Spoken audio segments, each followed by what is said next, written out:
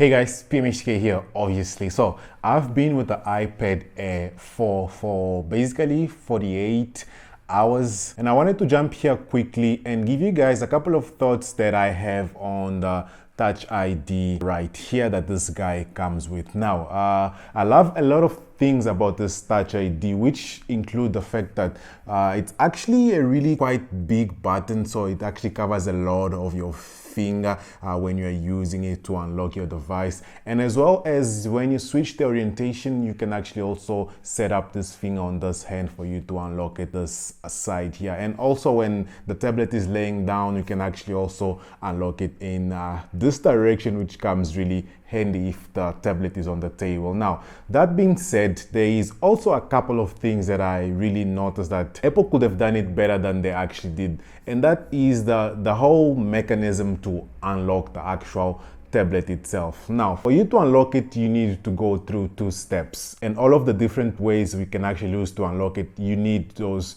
two different steps. Now, I mentioned on the first video that Touch ID is actually something that I love on, especially when it comes on the iPhones. I had an iPhone SE for a while and I was using Touch ID there, so that was something that I loved on that device. But because that device is small, you can obviously use it with one hand and unlock the screen and the phone with just one hand, and it comes in handy especially when you're removing the phone from your pocket. But when it comes to the iPad Air, this is a large device, and just the fact that you need to go through two steps for you to unlock the device, it's actually quite cumbersome. So one of the way you can unlock this device is by tapping on the screen, then placing your finger on the fingerprint sensor, and it actually unlocks. So you tap on the screen, place your finger, and it unlocks. And as you guys can see also, there's a little bit of a delay when you put your finger on the sensor and it actually unlocks the device. Now, it's not really that long of a delay, but you can actually notice that you have to wait a little before it unlocks. So that's one of the way you can unlock this device.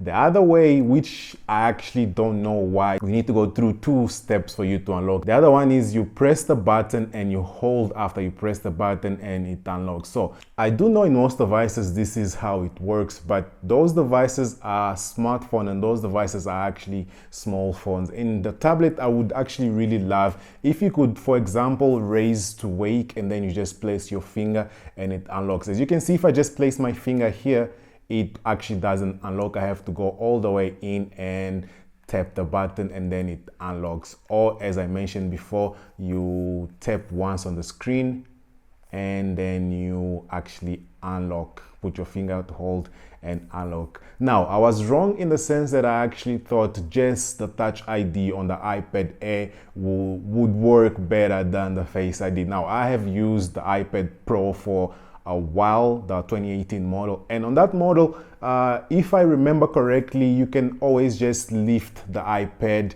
and it basically scans your face and unlocks, which is actually much better than just having the Touch ID. So what I realized is that just the Touch ID on an iPad, it isn't really sufficient. It would be much better if you had both Touch ID and Face ID, and this is also including on maybe the Apple iPhone, which this year didn't actually integrate the Touch ID on the actual power button itself. But for future models, I think most probably the iPad Pro, the latest iPad Pro that might come out, it's going to have both the Touch ID on the power button and the Face ID. And as I mentioned, one feature that I think, I'm not sure if, because I have only been using this guy for 48 hours, it hasn't been that long enough.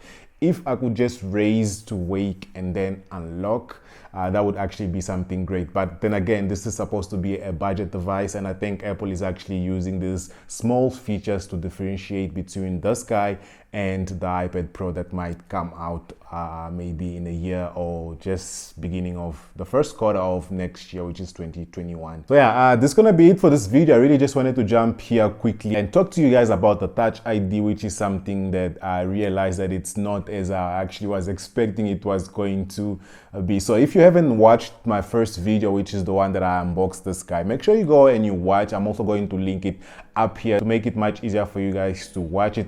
Otherwise, thank you guys so much for watching. Make sure if you're not already subscribed to the channel, you go and you subscribe to the channel. Make sure you give this video a thumbs up, and also make sure you click the notification bells button so you can get notified whenever I upload my next video, and I'm going to catch you guys on my next one.